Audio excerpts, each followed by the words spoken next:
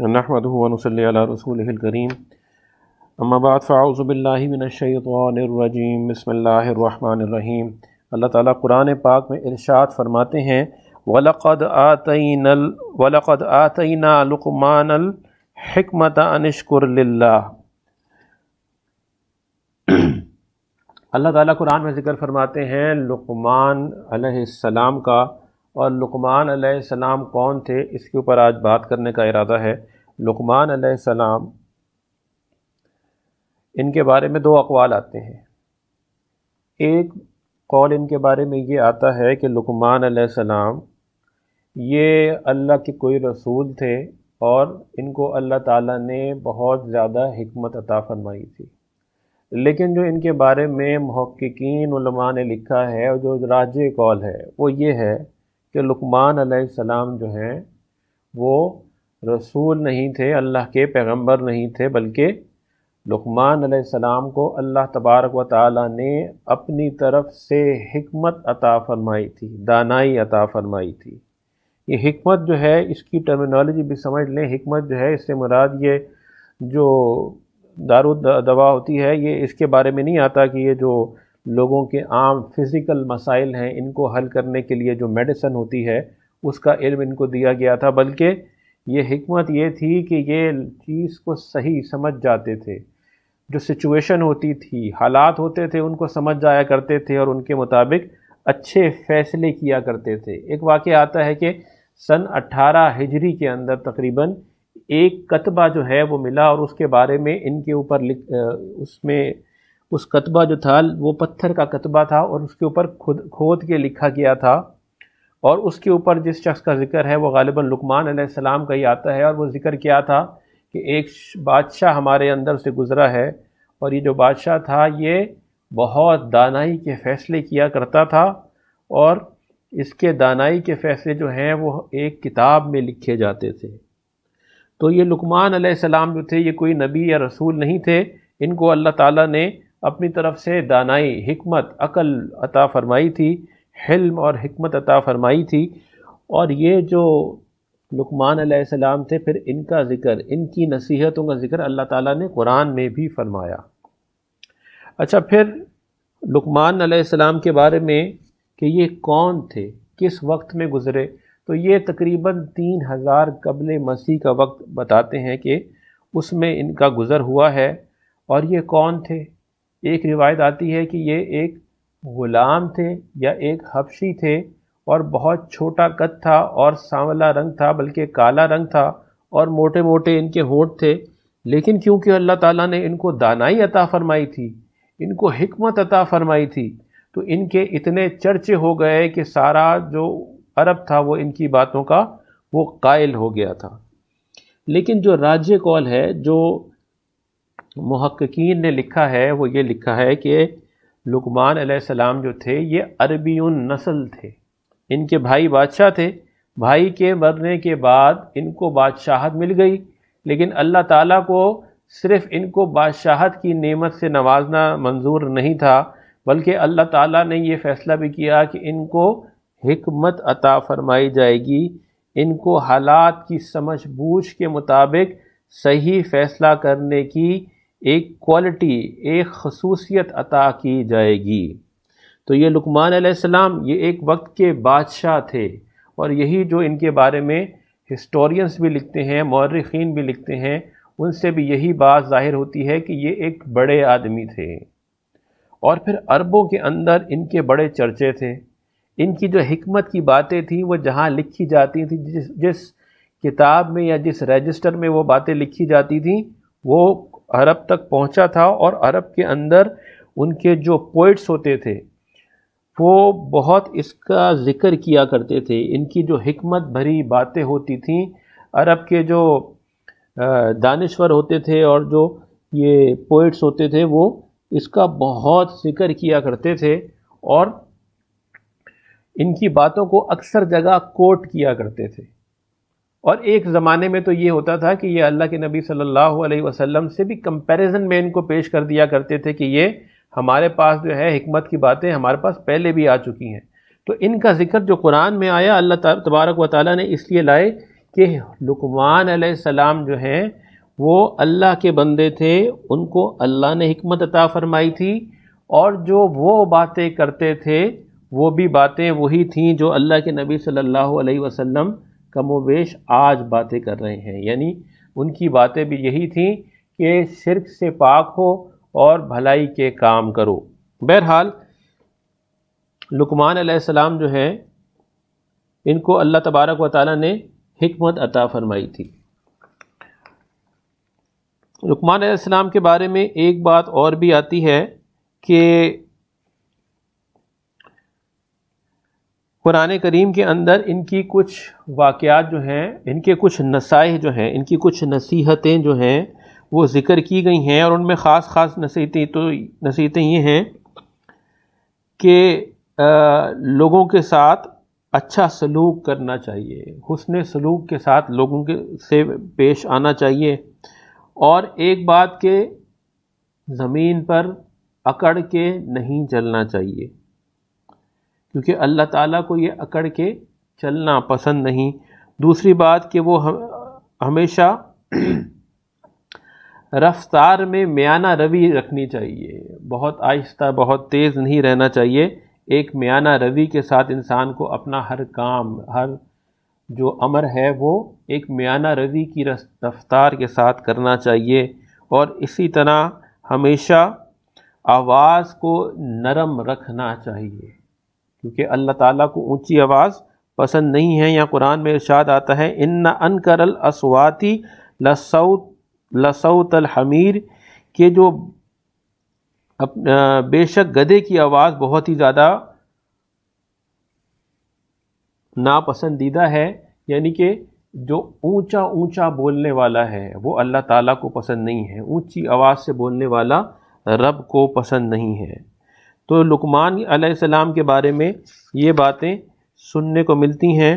قرآن کریم نے تو صرف ان کے بارے میں ذکر فرمایا ہے کہ ان کو حکمت عطا فرمائی، اور پھر ان کی کچھ نصیحتیں جو ہیں وہ بتائی گئیں۔ اچھا، ان کے بارے میں پھر مختلف اقوال آتے ہیں، اور ایک قول یہ آتا ہے کہ یہ کس زمانے میں تھے اور کس دین پہ تھے۔ تو ان کے بارے میں یہ آتا ہے کہ یہ عاد ثانی کے زمانے میں تھے، جو حضرت ہود علیہ السلام کے مذہب پہ تھے، اور انہی کی یہ تبلیغ کیا کرتے تھے، انہی کے مذہب کو یہ فالو کیا کرتے تھے، انہی کے مذہب کے یہ پیروکار تھے۔ تو حضرت ہود علیہ السلام کے مذہب پہ تھے، بادشاہ تھے، اور اللہ تعالیٰ نے ان کو دانائی عطا فرمائی تھی، اور بادشاہت کے اندر پھر یہ جو فیصلے کیا کرتے تھے وہ دانائی کے ساتھ کیا کرتے تھے، اور ان کے دانائی والے فیصلے جو ہے وہ لکھے جاتے تھے۔ عربی نسل ہونے کی وجہ سے وہاں پر ان کو بہت شہرت بھی ملی ان کی دانائی کی وجہ سے، اور عرب کے اندر ان کے جو باتیں تھیں، جو ان کی حکیمانہ نصیحتیں تھیں، ان کا بہت چرچا رہا، اور وہ جو نصیحتیں تھیں وہ عرب کے دانشور اپنی باتوں میں کوٹ کیا کرتے تھے۔ تو اب تھوڑا سا ذکر یہ بھی آ جائے کہ وہ ایسی باتیں آخر تھی کیا جس کے بارے میں اتنا چرچا تھا کہ اللہ تعالیٰ نے نبوت جو ہے ان کو عطا نہیں فرمائی، پھر بھی ان کا ذکر قرآن کریم میں فرمایا ہے۔ تو لوگ یہ جو اس کے بارے میں کہا جاتا ہے کہ یہ نبوت جو ہے اس کے بالکل ایک متوازی سی چیز ہے، جس کو حکمت کہا جاتا ہے، کہ نبوت جو ہے اس کے اندر تو حکمت موجود ہی ہوتی ہے۔ نبوت جو ہے وہ ہر صفت کو لے لیتی ہے اپنے اندر، یہ نہیں کہ نبوت جو ہے اس کے اندر کوئی صفات رہ جاتی ہیں۔ تو یہ کون سی باتیں ایسی تھیں جو لقمان علیہ السلام کی تھیں، جن کو 3000 اور 5000 سال تقریباً اب تو گزر چکے ہیں، تو یہ 5000 سال تک بھی جو ہے یہ باتیں ان کی یاد رکھی جاتی ہیں۔ تو ان باتوں کو سرسری طور پر پڑھ لیتے ہیں، کیونکہ یہ ان کے مواعظ ہیں، جو کہتے ہیں نا نصیحت، ایک ہوتی ہے وصیت، ایک ہوتی ہے نصیحت۔ تو یہ نصیحت جو ہے یہ اللہ تعالیٰ کی طرف سے حکمت اور دانائی کی وجہ سے آتی ہے، اور اس کو ضرور سننا چاہیے۔ تو حکیم لقمان جو تھے، ان کی مختصر جو کچھ نصیحتیں ہیں وہ پڑھ لیتے ہیں۔ ایک بات تو ان کی یہ تھی، فرماتے کہ حکمت اور دانائی مفلس کو بادشاہ بنا دیتی ہے، یعنی عقل مندی جو ہے، جس میں عقل آ گئی، جس کو اللہ تعالیٰ نے چیزوں کو سمجھنے کی خصوصیت دے دی، اگر وہ مفلس بھی ہوگا تو وہ بادشاہ بن جائے گا ایک دن۔ اور پھر یہ فرماتے ہیں کہ جب کسی مجلس میں داخل ہو تو سلام میں اول پہل کرو اور پھر ایک جانب ہو کر بیٹھ جاؤ، اور جب تک بات کی نہ جائے تو خود سے بات شروع نہ کرو، اور جب تک بات سمجھ میں نہ آ جائے کہ مجلس میں بات چل کیا رہی ہے، بات کے اندر حصہ مت دو، اور جب پتہ لگے کہ وہاں پر فضول گوئی شروع ہو گئی ہے، اب سیاست پہ بات شروع ہو گئی ہے یا فضول باتیں ہونا شروع ہو گئی ہیں، تو وہاں سے خاموشی کے ساتھ اٹھ جاؤ۔ اور پھر ان کے ایک بیٹے تھے، اور ان کی جو نصیحتیں ہیں وہ ساری جو ہے انہوں نے اپنے بیٹے کو ہی فرمائیں، جو قرآن کے مطابق ہیں، لیکن جو عرب کے اندر ان کی دوسری نصیحتیں جو ان کے ایک رجسٹر یا ان کے ایک مکتوب سے پہنچی تھیں وہ الگ تھیں، اور وہ اس کے اندر بھی کم و بیش یہی باتیں تھیں۔ ایک اس کے اندر بات آتی ہے کہ اپنے بیٹے کو فرماتے ہیں کہ ریاکاری سے ڈرا کرو، لوگوں کو دکھانے کے لیے کوئی عمل نہ کیا کر لو، اور پھر جاہل سے دوستی نہ کرو، کیونکہ جاہل جو ہے اس سے اگر دوستی رکھو گے تو وہ اپنی جاہلانہ باتوں پر خود پسندی اختیار کر لے گا کہ شاید تمہیں اس کی جاہلانہ باتیں پسند ہیں، تو وہ اپنی جاہلانہ باتوں کو چھوڑے گا نہیں۔ اور ایک بات اپنے بیٹے کو یہ فرمائی کہ میرے بیٹے، کسی دانا کے غصے کو بے پرواہی سے نہیں ٹالنا۔ جیسے آج کل ہم لوگ اپنے والدین کو یا خاص کر اپنے والد کو تو بولتے رہتے ہیں نا کہ ابا کو تو ہر وقت ہمیں کوئی نہ کوئی نصیحت ہی سوچتی ہے کرنے کے لیے، تو ان کی زندگی کا نچوڑ ہوتا ہے جو وہ ہم تک منتقل کرنا چاہ رہے ہوتے ہیں۔ تو کسی عقل مند، کسی دانا، کسی تجربے کار آدمی کے غصے کو جو ہے وہ ٹالنا نہیں چاہیے، بلکہ اس کی بات کو سمجھنا چاہیے۔ اور پھر فرماتے ہیں کہ اے بیٹے، خاموشی میں کبھی ندامت نہیں، اگر خاموش رہو گے تو ندامت نہیں اٹھانی پڑے گی، ہاں بات کر کے ہی ندامت اٹھانی پڑتی ہے۔ اور ایک ان کا قول ہے کہ بیٹا، ہمیشہ شر سے دور رہو تو تم شر سے محفوظ رہو گے، کیونکہ شر سے ہی شر پیدا ہوتا ہے۔ ہم کیا کرتے ہیں، ہم تو جا کے جہاں شر کے مقامات ہوتے ہیں وہاں جا کر سیلفی بنا رہے ہوتے ہیں کہ دیکھیں جناب یہ کیا کام ہو رہے ہیں، اور ہم یہاں پر کھڑے ہیں اس وقت آپ کو یہ چیز بتا رہے ہیں۔ ارے بھائی، جہاں شر ہو رہا ہے اس کے نزدیک جانا ہی نہیں ہے۔ پھر انہوں نے اپنے بیٹے کو نصیحت فرمائی کہ بیٹا، غیظ اور غضب سے بچو، کہ اس لیے کہ شدت غضب دانا کے قلب کو مردہ کر دیتی ہے۔ غصہ نہیں آنا چاہیے انسان کو، غصہ آئے گا تو قلب جو ہے، دل جو ہے وہ مردہ ہو جائے گا۔ غصے کی باتوں سے بچنا چاہیے، خوش کلام ہونا چاہیے انسان کو، اچھی بات، اچھے طریقے پہ بات کرنی چاہیے، نرمی سے بات کرنی چاہیے۔ پھر اپنے بیٹے کو فرماتے کہ جو بوگے وہی کاٹو گے، جیسا کرو گے ویسا ہی بھرو گے۔ اور پھر ایک بڑی خاص بات کہ اپنے والد کے دوست کو محبوب رکھو۔ پھر ایک اور بات کہ ان سے ایک دفعہ کسی نے پوچھا، یہ ذرا بہت ہی انٹرسٹنگ بات لگی، کہ ان سے کسی نے پوچھا کہ صابر شخص کون ہے؟ کہا جس نے صبر کے پیچھے، جس کے صبر کے پیچھے کوئی تکلیف نہ ہو۔ پھر ان سے پوچھا کہ بڑا عالم کون ہے؟ تو جواب دیا کہ جو دوسروں کے علم کے ذریعے اپنے علم کو بڑھاتا ہو۔ اور پھر پوچھا کہ غنی کون ہے؟ تو ان کا کہ غنی جو ہے مالدار ہونے کو نہیں کہتے، بلکہ غنی وہ ہے جو اپنے اندر خیر کو تلاش کرے، اگر موجود پائے تو ٹھیک ہے، ورنہ خود کو دوسروں سے مستغنی رکھے۔